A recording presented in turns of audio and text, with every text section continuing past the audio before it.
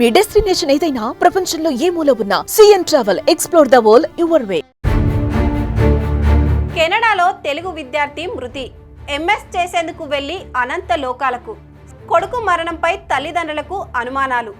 మృతదేహాన్ని భారత్కు తరలించేందుకు మంత్రి లోకేష్ చర్యలు.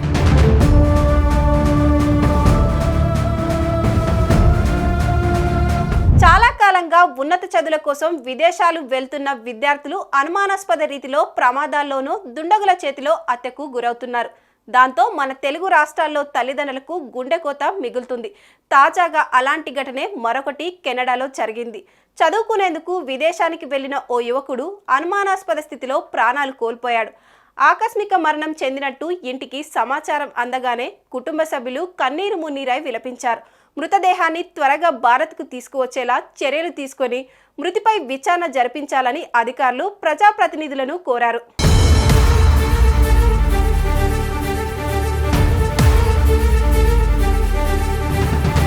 విశాఖ గాజువాక ప్రాంతానికి చెందిన 33 ఏళ్ల ఫణికుమార్ ఇండియాలో ఎంబీఏ పూర్తి చేశాడు. ఎంఎస్ చదువుల కోసం విదేశాలకు వెళ్లాలని నిర్ణయించుకొని కెనడాకు వెళ్లాడు. ఆగస్టు 21న కెనడాలోని కాల్గరీ సిటీలో ఉన్న సదరన్ ఆల్బర్ట్ ఇన్స్టిట్యూట్ ఆఫ్ టెక్నాలజీలో ఎంఎస్ కోర్సులో చేరిన ఫణికుమార్ అక్కడే స్నేహితులతో కలిసి హాస్టల్లో నివాసం ఉంటున్నాడు. రోజు మాదిరిగానే కాలేజ్ నుంచి తన గదికి వచ్చి నిద్రపోయారు. అయితే ఉదయమైన ఫణికుమార్ ఎంతకీ లేవలేదు. వెంటనే ఫణికుమార్ను తోటి స్నేహితులు కదిలించి చూశారు. కానీ చలనం లేదు. దీంతో ఫణి చనిపోయినట్లు నిర్ధారణకు వచ్చారు.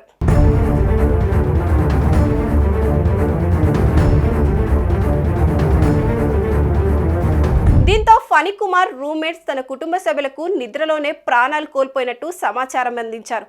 చేతికి అంది వస్తాడనుకున్న కుమారుడు చనిపోవడంతో తల్లిదండ్రులు, కుటుంబ సభ్యులు శోకసంద్రంలో మునిగిపోయారు. గుండెలు పట్టుకొని ఆ కుటుంబ సభ్యులు గాజువాక ఎమ్మెల్యే, టీడీపీ రాష్ట్ర అధ్యక్షుడు పల్లా శ్రీనివాసరావుకి విషయాన్ని తీసుకువెళ్లి వినతి పత్రాన్ని సమర్పించారు. తమ కొడుకు మృతదేహాన్ని త్వరగా ఇండియాకు రప్పించేలా చర్యలు తీసుకోవాలని, మరణంపై సమగ్ర విచారణ జరిగేలా చూడాలని కోరారు. ఉన్నత చదువుల కోసం వెళ్లి కెనడాలో ప్రాణాలు కోల్పోవడంతో అటు గాజువాకలోనూ విషాద ఛాయలు అలుముకున్నాయి.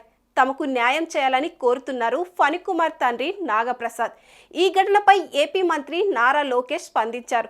విదేశాల్లో చదువుకోవడానికి వెళ్లి విద్యార్థి మరణించడం బాధాకరమన్న లోకేష్ ఫణికుమార్ మృతదేహాన్ని స్వగ్రామానికి తీసుకువచ్చేందుకు ఏర్పాట్లు చేస్తున్నామని, తల్లిదండ్రులు ధైర్యంగా ఉండాలని అన్నారు.